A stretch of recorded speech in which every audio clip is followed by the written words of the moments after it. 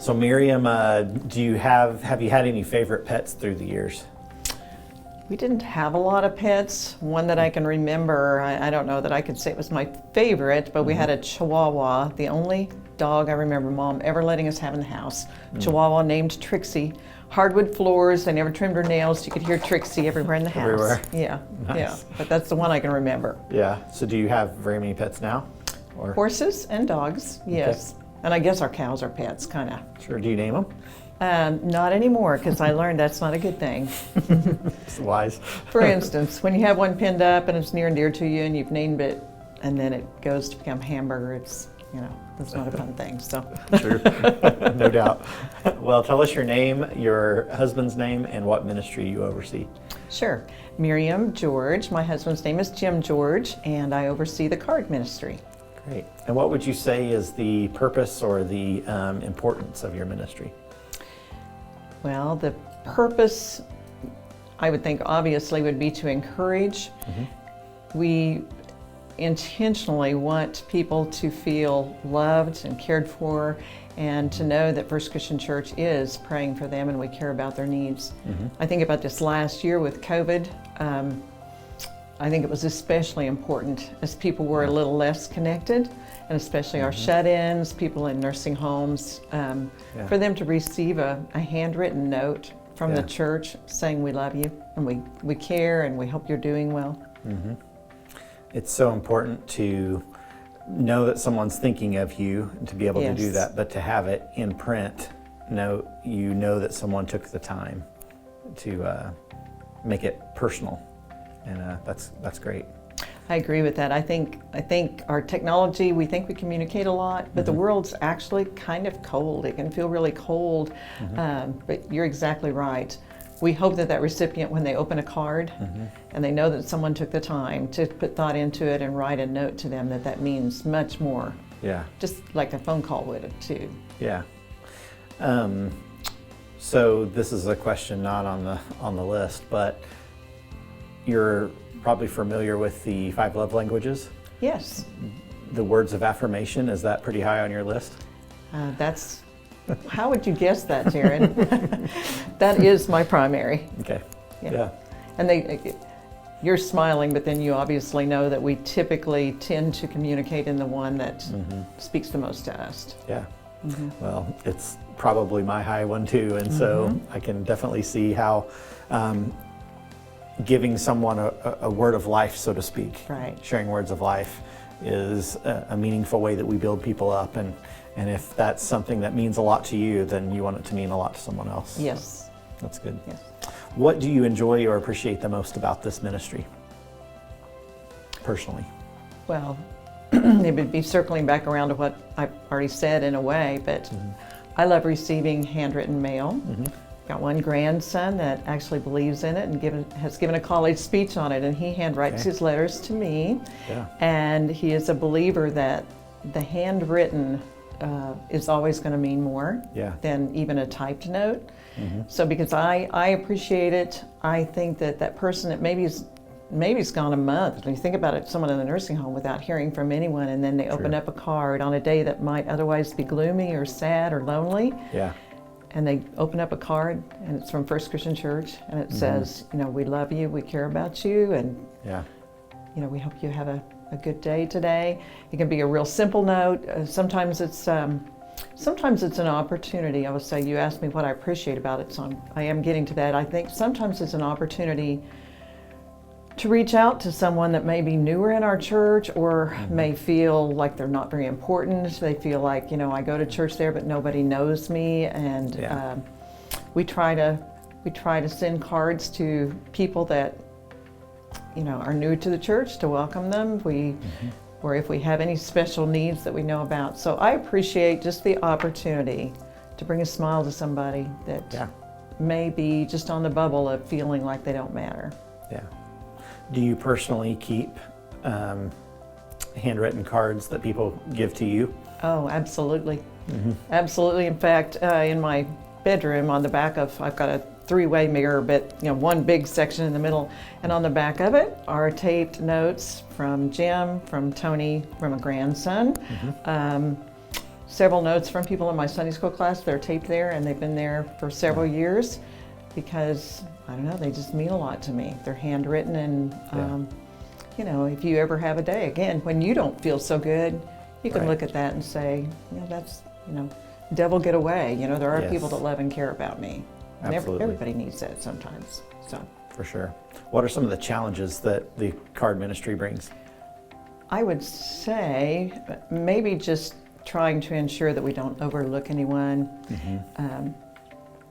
As you know, in the office, we don't always know the health situations with people or what their needs are, and trying to make sure that we don't miss people. Yeah. That's probably, that's one that I can think of, and trying to be timely.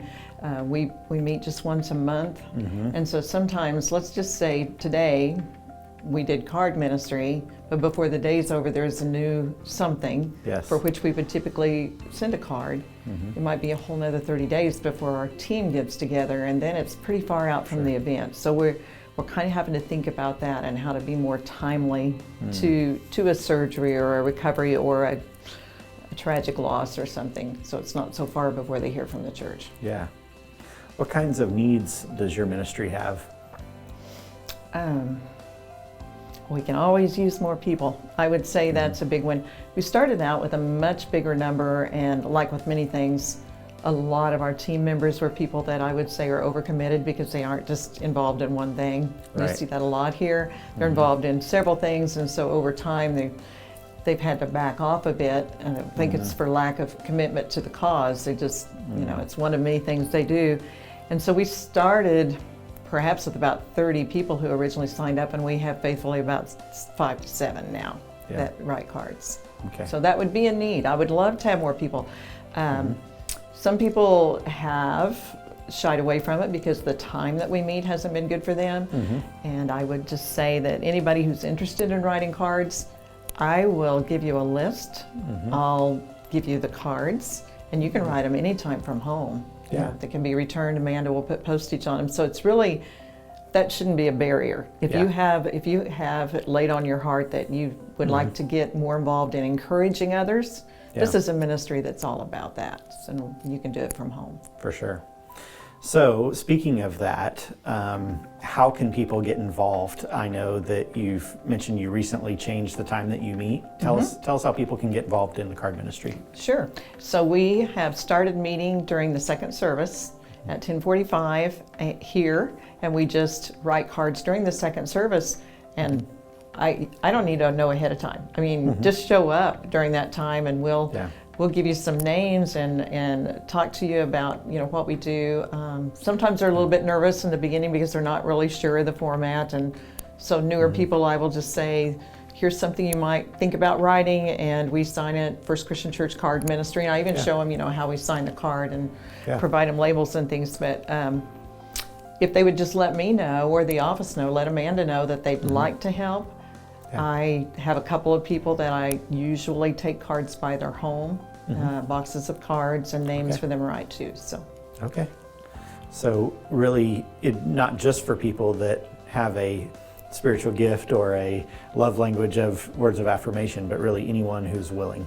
Yes, and we'll just take the time.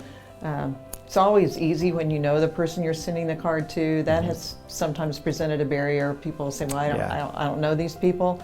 But if you just think about, well, what's the message you would want to receive? If it's, for instance, if we're sending Mother's Day cards, what would you like for the church to tell you?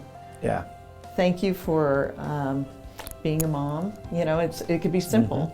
Or grief, you know, you can say, you know, our church loves you, our church is praying for you, because I feel like what we write is representing First Christian Church. So they just think about, what would the church want to tell somebody in that situation? So kind of a spirit of empathy, just being able to put yourself in someone else's shoes. And so even if you don't know them personally, knowing them personally, of course, makes the writing easier. And but we don't always know them. So absolutely.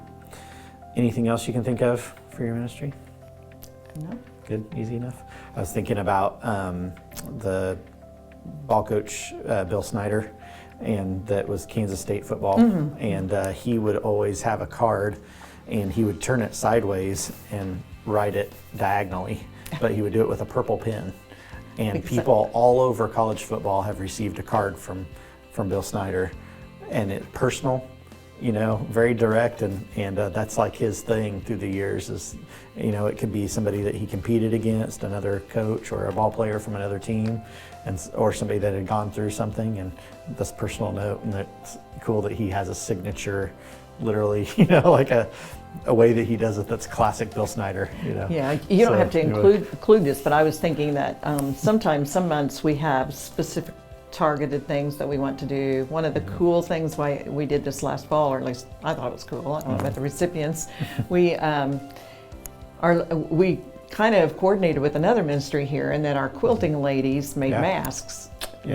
They took on that task of making masks, and I think they made 80 to 100 masks, and we wrote a letter and did cards for everyone that we knew that was kind of even almost loosely connected with our church, who's involved in any part of the education system, and sent them an encouraging note about the difficulty of COVID and this mask, you know, from our church.